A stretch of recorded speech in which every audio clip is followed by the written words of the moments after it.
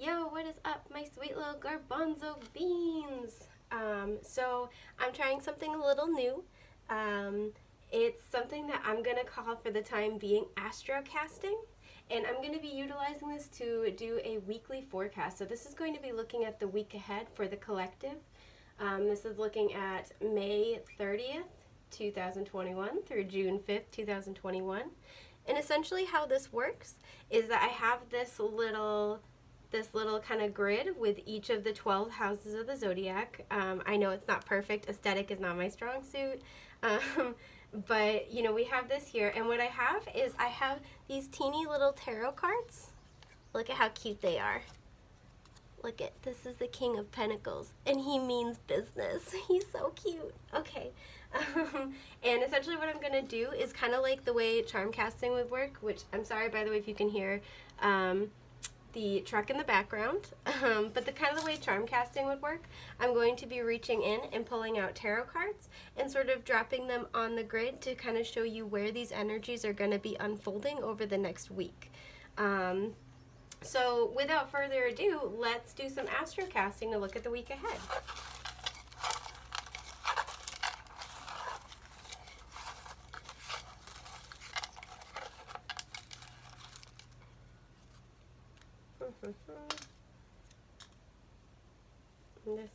This one wants to stay in. I'm doing this with my eyes shut, and I'm just kind of going by feel here. And then there's one more. Okay. So as much as possible, I'm gonna try to read upright and reversed, but it can be difficult when it's circular. So let's see what we get. Okay. Oh, okay. This one's actually just one of those standard, this card comes with the deck sort of cards. So I will put this back because I didn't realize that those were in there. Okay. So let's see what we have here. So right between the 3rd and 4th house, we have, if I can pick it up. Come on, little buddy, you got this. We have the we have the 3 of Swords reversed. So I guess I'll start there. And I want to mention too, this is one of the things I like about this system is you can kind of utilize any natal chart that you personally resonate with more than, so if you like sidereal better or you like tropical better, this applies regardless. If you want a reading about your, how this might be unfolding for you, I do offer natal chart readings, so please feel free to check out my shop. The link is in the description box below, or you could also message me if you have particular questions or requests. I do offer custom readings as well. Anyway, I'll stop with my shtick. So you have this 3 of Swords reversed between the 3rd and the 4th house.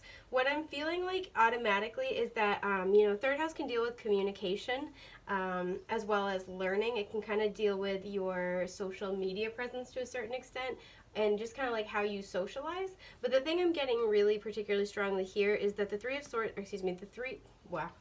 house, my goodness, can also talk about siblings, and because this is on the line between the 3rd and the 4th house, and the 4th house can speak about home and family, I feel like there might be something regarding communication with family members, particularly with siblings, where it's been tense. The 3 of Swords is not an easy energy, as you can tell. It looks exactly how it feels, right? It's a sad boy. So there may have been some contention, there may have been some fighting, there may have been some really hurtful words exchanged, and I do feel like there's healing coming in about this situation. I'm kind of getting the feeling that you might not be in communication with this person, and that it's not necessarily that you're going to be in communication, but I feel like there is this softening of the energy, there is this healing that's kind of preparing for either, being able to release this energy or being able to reconcile and reconnect with this person.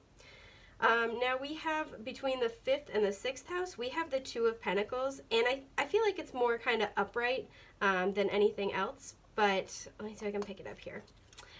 For some of you, I feel like with this placement, there is something that you have a lot of passion for that you want to incorporate into your daily life with the 6th house. Now this could be a creative project you want to monetize.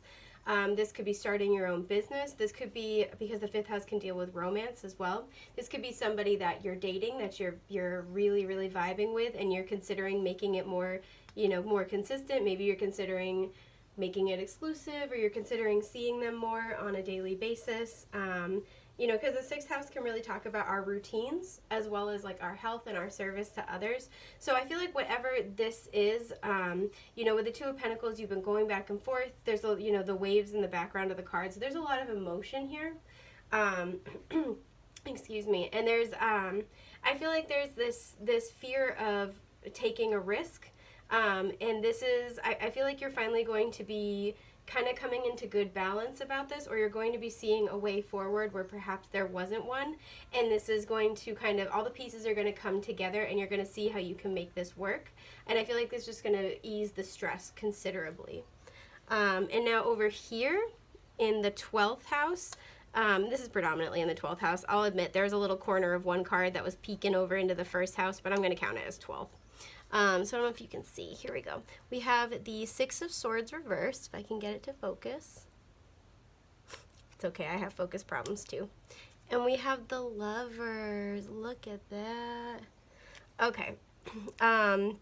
So I can't get it to slide back under there.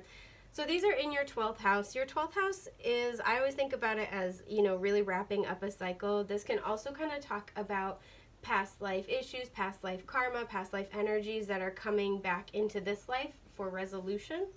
But this also talks about things that are kind of unclear or obscured from our conscious understanding, right? Because this can deal with the subconscious pretty heavily. So we have 2 6s. First of all, I feel like this has to do with an interpersonal relationship. And there's one where there's a lot of emotion I'm feeling.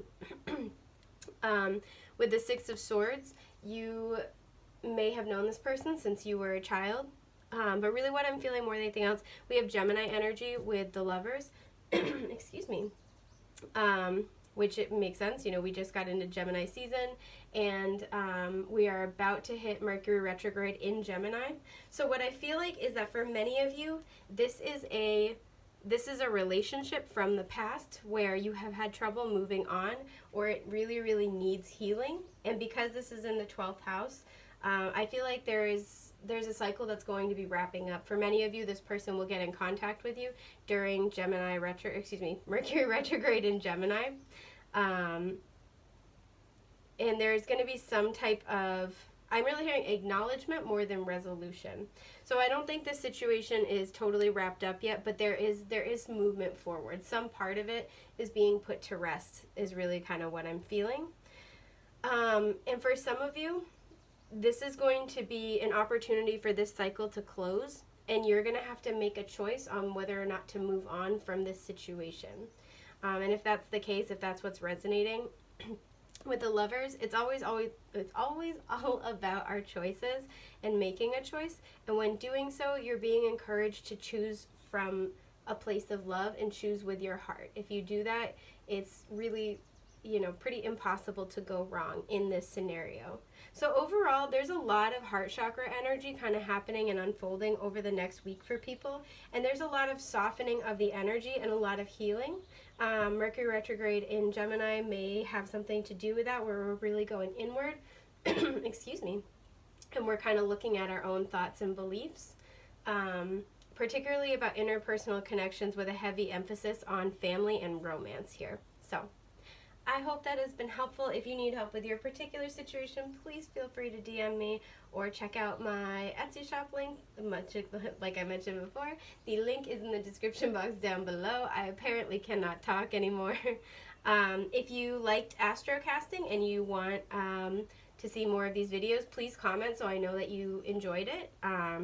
And if you would like me to start offering astrocasting readings, like personal readings, also please comment and let me know, because I am just trying to get a feel for what y'all are looking for. Thank you so much for being here with me today. It's been a pleasure, a joy, and an honor. I am wishing you all the best and the most beautiful things that life has to offer. Take care, love bugs. Bye.